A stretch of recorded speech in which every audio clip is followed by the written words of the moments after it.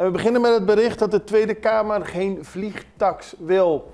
De Tweede Kamer in Nederland heeft ingestemd gisteren met de motie van parlementariër voor de partij PVV Peter van Haasen om de verhoging van de vliegtax niet van toepassing te laten zijn op vluchten tussen Nederland en de Caribische delen van het Koninkrijk. Van Haasen gaf aan dat betaalbare vluchten van vitaal belang zijn voor de sociaal-economische ontwikkeling van alle 6 eilanden. Hij verwees daarbij naar Frankrijk, waar geen belasting wordt geheven op overzeese vluchten. En de gevolmachtigde minister van Curaçao in Nederland, Carlsen Manuel, heeft erop het volk van Curaçao gefeliciteerd met dit besluit.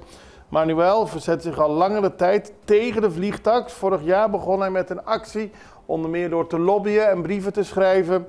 En in zijn motie riep Van Haasen het kabinet op om bij de behandeling van de wet op de vliegtax, die in 2027 in zou moeten gaan, een uitzondering te maken. En dat is volgens Manuel hartstikke goed nieuws.